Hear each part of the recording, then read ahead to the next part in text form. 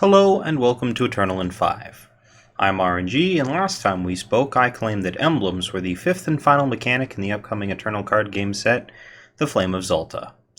Well, I certainly feel silly because since then Direwolf Digital has released not one, but two new mechanics, which we'll be going over in this video and the next video.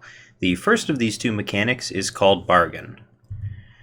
The basics of Bargain is when you fulfill the condition printed on a bargain card, you can play that card directly from your market. So you gain immediate access to it as though it was in your hand.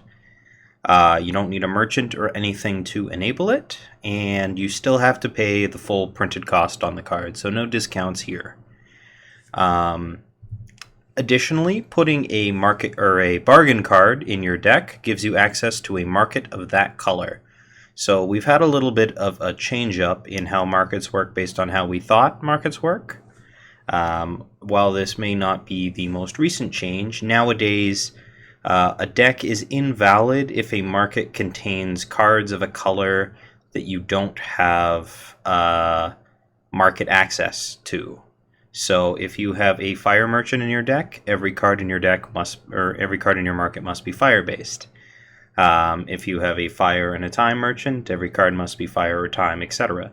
So too for bargains. You cannot put a bargain in your market if you do not have a merchant or bargain of that color in your main deck. Additionally, you don't gain access to a market at all unless you have a smuggler, a merchant, or a bargain in your deck. So this is kind of awkward because it means that if you don't have access to merchants, for example, you're playing an even deck, you need to put one copy of a bargain in your main deck so that you can put one copy of a bargain in your market. I don't know why every deck doesn't just have a market now, but maybe it's to avoid getting a ton of invalid decks because you can't actually put anything in a market. Anyway, those are the rules, and there are only 5 bargain cards, one for each color, and they are all tied to a particular tribe. So as we go through here, we have Draconic Ire, which is a 3-cost spell that kills an enemy attachment, and you can bargain it out if you hit the enemy player with a dragon.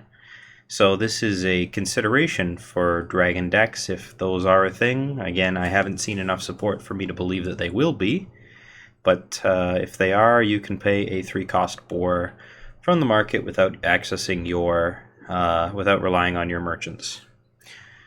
Next up, we have Ark of Soul, which requires you to hit the enemy player with a cultist. Not all that easy to do, as most cultists are pretty small. And the payoff for doing so is you can sacrifice a unit to play a sigil of your choice for your deck depleted and gain 2 life. So that is a 2-cost spell,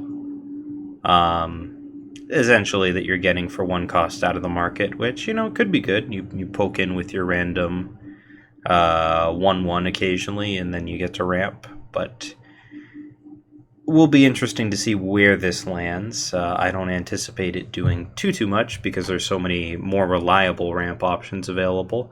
This is a 1-cost sacrifice effect, though, so if that's something you're looking for your deck, could see play there. Press the Advantage is the card that's most likely to see play, as it fits into the heavily pushed Oni archetype. You do need to hit the opponent with 2 or more Oni, but you can give one of your units Aegis in order to play around the potential of an opponent's sweeper or something. This is particularly effective on the Kyojin turn, as you can protect Kyojin. And also is the most likely of these cards to see play just in the main deck as a 1-cost Aegis. It's not nearly as good as Protect was, but what is nowadays. Inspired Prank is a Yeti card. It's not very powerful. You're only going to get about a 3/3 for 4, and it doesn't play into any of the weaknesses that Yetis have, but Yetis don't have too much stock in their market cards, so you may be able to fit this in as just sort of a free card to play that immediately gets harsh ruled. And finally, we have Lethrai Dead Drop, which is a card that is infinitely worse than Wisdom of Elders and much more difficult with hitting the enemy player with 2 or more elves. That said, I have heard players talking about playing this in Argentport, which doesn't have that great card draw options. overall, a mixed bag, and we'll have to see how they do.